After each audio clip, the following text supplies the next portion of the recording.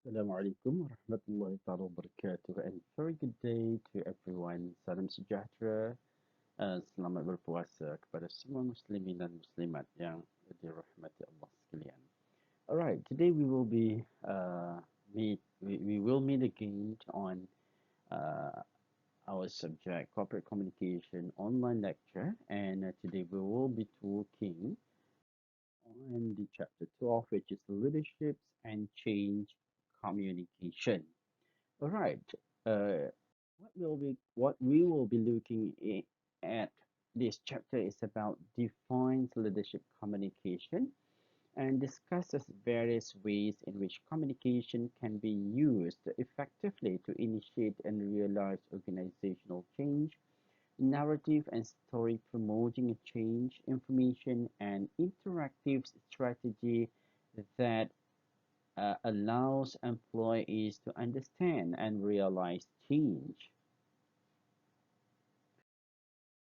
Let's look at the definition of leadership. Yeah.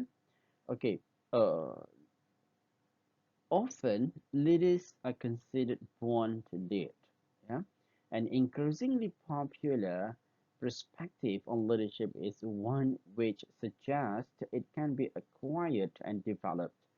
Leadership can be situational, yes, because of there are types of leadership, and it is in order to use uh, any type of leadership style, it has to depend on the situation where the person in.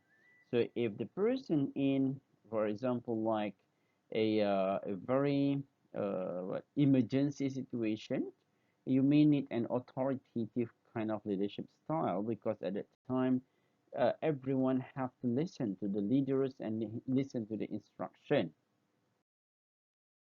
So leaders way in which they approach others and provide direction, implement plans, motivate others. So where when leaders do this, it will involve a communication as well as certain patterns of behavior.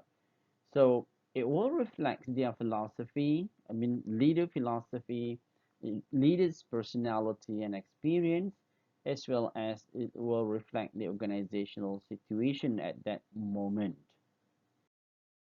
So leadership style focus on efforts, yeah, on a common goal for a group or team. So it's a focused effort on a common goal for a group or team, and leadership style inspire articulate visions that marshal support, and it also influence and shape the interpretations of others in the organization, ideally are sensible and not governed by any overlarge ego. So most popular leadership style is transactional leaderships and transformational leaderships. Transactional leadership is about leader which is concerned with completion of specific tasks of his or her subordinates and also use a designated authority where this transactional leadership require a formal appointment of leaderships or appointment of uh, by position, a formal appointment of position in the organization. And it is about exchanging rewards for performance. For example, like we can say that if you have perfect attendance for that month, then you will have attendance allowance.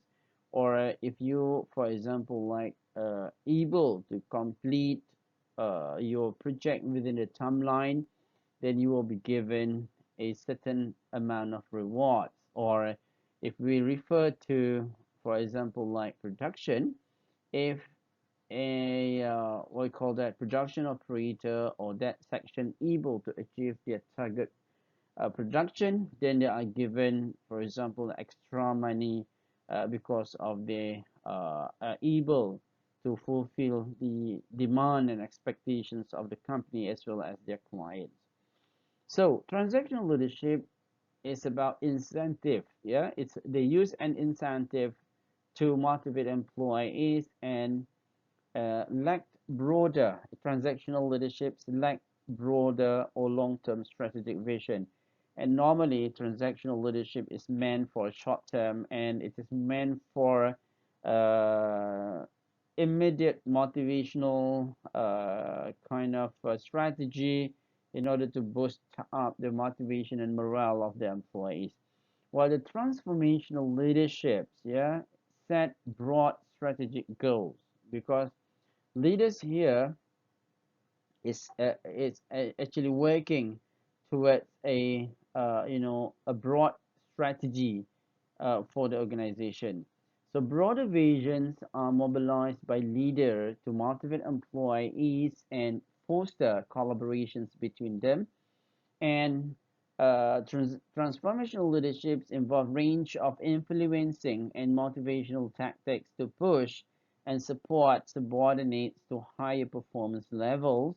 And transformational leadership provide personal and progressive growth opportunities. All right, leadership during change. Leadership is required during the management of change, and organizational changes have often been classified in terms of degrees of change, whether it is major or radical change or minor and convergent type of change. Change can also be defined in terms of its time frame. Yeah, for example, like evolutionary or revolutionary, where we can say that evolutionary may require a longer period of time, while revolutionary may require short period of time. So uh, the change that uh, plan for the organization can be either evolutionary or revolutionary. All right. What are the types of change? Yeah, types of change can be classified into two, which is additive changes and also substitutive changes. Yeah, so additive changes is actually an incremental change at the level of work processes that enhances the productivity and performance of the organization. Yeah, that's why it is about updates of the whole organization and may involve, for example, improvement to way of working. While and additive changes is actually what we call that in a small scale in the organization and requires short term, and leadership challenge here is getting support for changes to work processes that break with routine and convention. While substitute changes is about a redefinitions of the organization identity and purpose or a substantial restructuring of the organization. Yeah. So substitute changes is about departure from the old organization and is a major strategic change that often involve a redefinition of the organization mission and purpose or a substantial restructuring of the organization. And substitutive changes will involve large scale of the change in the organization and it require long-term, yeah, start point clear but long-term horizon around realizing the change. Yeah, as for the leadership challenge in the substitutive changes is to get support for a drastic change that challenges the status quo and requires that employees embrace a new or revised identity. Yeah, so in managing change, there are a at 8 steps. Yeah, involved here 8 step, which is based on Cotter J2012. Yeah, leading change. Cotter had list down eight step in managing change. Yeah. For example, the first is to create an agency, create a sense of agency. Second one is about form a guiding coalition. Third is create a vision, and fourth is communicate the vision. Empower. Five is about empower others to act on the vision. and 6 about create quick wins, and 7 builds on the change, and 8 is institutionalize the change. Yeah. So um,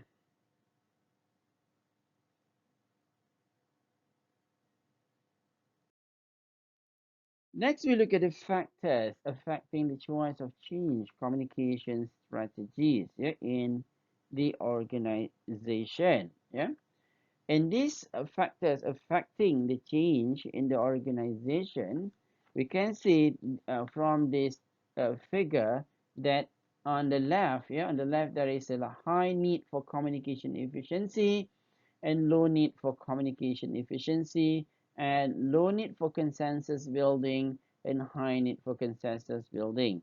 On the first quadrant, need to know strategy, meaning here is we have to what we call that in this situation there is low need for consensus building and high need for communication efficiency, where the leaders have to really explain and inform the employees about the change that need to be done within the organization. So because employees in the state of in the situation where they need to know, so the organization have to keep on informing, explaining, and what we call educating the employees within the organization.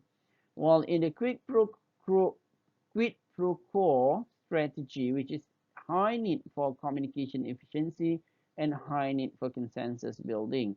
This is very, very important because quid pro quo strategy is where when you what we call that run the change strategy, and you there is an immediate effect of that change, and then you have to highlight the success story and the what we call that the significant impact and also the positive effect to the organization. So then the quid pro quo strategy is meant to uh, boost up the morale of the employees, as well as to what we call motivate them to support and cooperate for the change to happen in the organization. While in this, the equal dissemination strategy is where low need for communication efficiency and low need for consensus building. So at this time, so equal definition mean that we have to actually uh, give an equal uh, opportunity for all the employees within the organization to understand about the need, and also what we call that the importance of the change within the organization. So we have to be sure that each and every members in the organization are given an equal understanding of the change strategy or the development strategy within the organization. And this green quadrant is about equal participation strategy. It's about high need for consensus building and low need for communication efficiency. In this quadrant, is actually an organization have to give an equal chance of the employees to participate. So here we the directions or the instruction is not just come from the higher level of management, but also the idea may come from the employees, and they will work together. So they will make sure there is a participation among the employees to ensure the success of the change program or the development program within the organization. So next is about change communication strategies. Yeah, in this change communication strategy, there is communication effectiveness and amount of information. Yeah, in this situation, we can see that when the amount of information is great and there is low need of communication effectiveness, so we will be using the strategy of spray and pray. And then when amount of information is getting less, and then the effective communication is more, is getting higher, so we will use tell and sell strategy. And the next we will use like underscore and explore strategy, identify and reply strategy, and withhold and uphold strategy. So if you look at this, yeah, if you look at this, uh, uh, spray and pray, yeah, a strategy is where managers actually showering or giving employees with all kind of informations about the change. And when we talk about pray, it is where the management will have a hope that uh, employees will then themselves sort out the significant from insignificant details and work out what the change means for their day-to-day job. And in the uh, tell and sell, yeah, tell and sell kind of strategy, what we are doing here is actually managers communicating a more limited set of messages that they believe address the core issue about the change. And managers first tell employees about the key issues and then try to sell employees a particular approach. It is more top-down strategy, yeah. And And in underscore and explore is where the managers focusing on several fundamental issues most clearly linked to the organizational change while allowing employees the creative freedom to explore the implications of the change in a disciplined way. So this is where employees actually know how employees react uh, to the core ideas behind the change. So managers would like to know, yeah, how actually employees will react to the core ideas behind the change. While in the next strategy, which is identify and reply, is it will this strategy involve employees setting the agenda to which managers reply. So employees are in the best position to know the critical issues and the feasibility of the change. And the last one, which is about withhold and uphold, where managers withholding information until they can no longer do so because of rumors or employees revolt. Here, managers who use this strategy often assume, yeah, that information is power, that employees are not sophisticated enough to grasp the big picture or simply do not need to know the rationale of a change.